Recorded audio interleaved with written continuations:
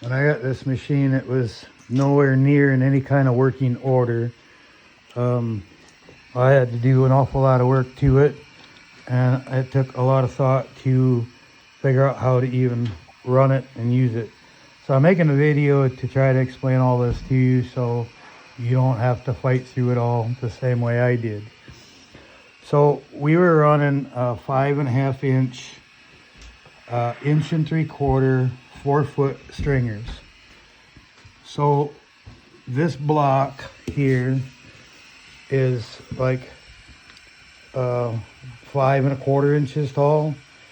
I didn't measure it, but something like that. It's just got to be about 1/4 of an inch shorter than the height of your stringer. You're going to need to make a new block for whatever you're going to run, and you also have to make it the right length. So to adjust the width here for your stringers, simple enough. We have this one's broke, but it never bothered us. This is a wing nut. They're in pretty bad shape. Probably replace them. This one's broke off. You have to fix that. I didn't fix that. I've fixed a lot of other stuff here before I'm shipping it. This side's in better shape. But anyway, that adjusts that. This piece has to come back at least as far as where it drops. Probably a little bit further to give the piece time to drop in there. The next one sits on top of it.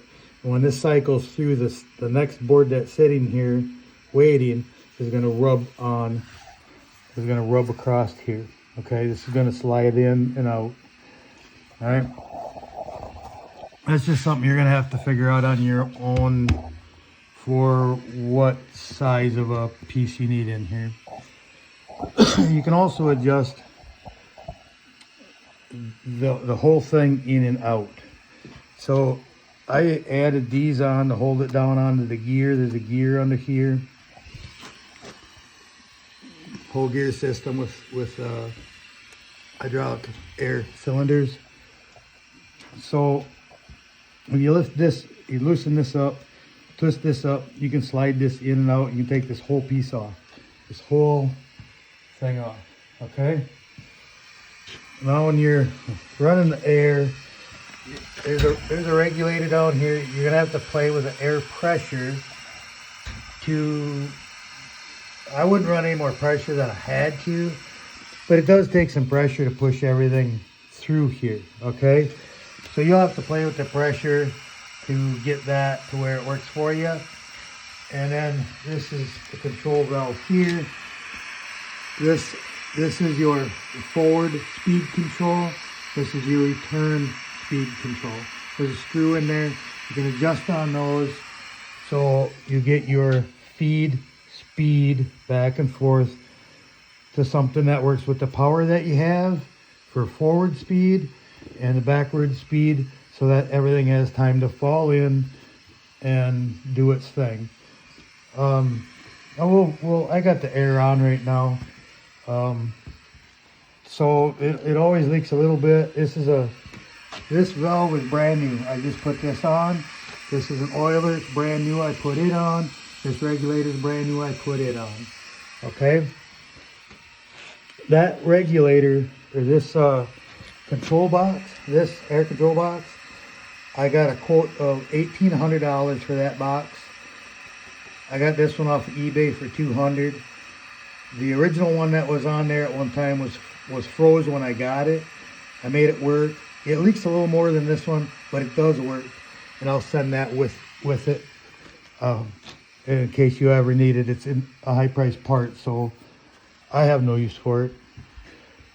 So air line goes on here. If you press this one time, it will cycle it. One cycle, okay? If you put this lever over the top of it, the cycles continue.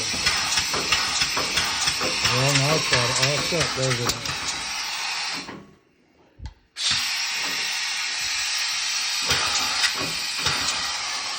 All right.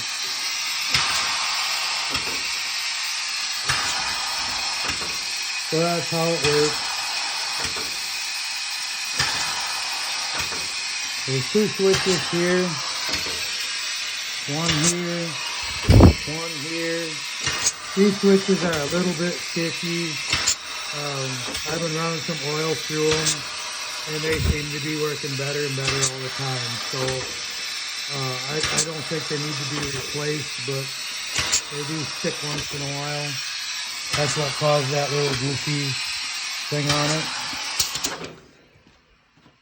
it. So this arbor I added onto this. Now that I've taken these motors off, these things I have no idea if they're even any good. Now that I've taken the motors off, I would mount the arbor up here on this plate. This plate, when you adjust the height of the cutters, this whole plate slides up and down. This is an all adjustment. Right here, adjust your depth of cut. So if you put the arbor up here on this plate, your belts won't change length. They all move at the same time. The arbor and the heads and everything would move at the same time. And I don't think it would take a whole lot to do that.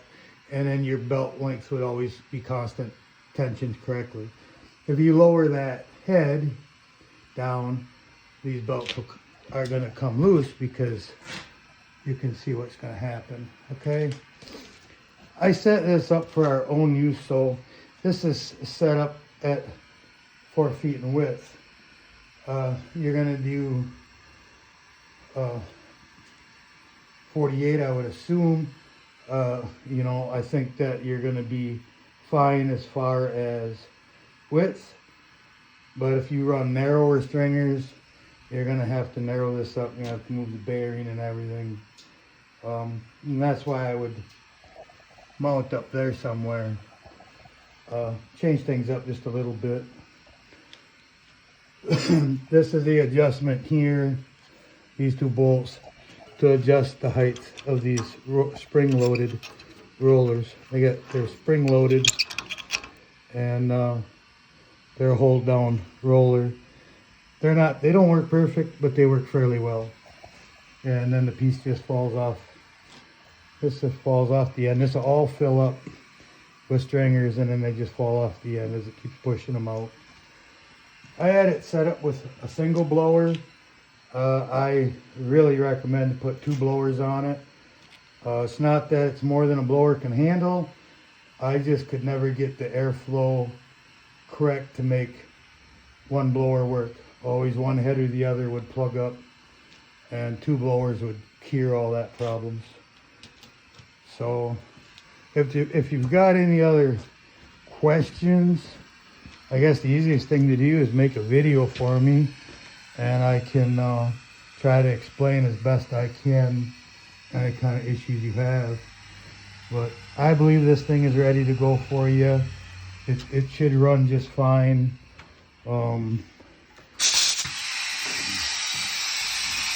It worked good for us for a long time. That's that sticky switch.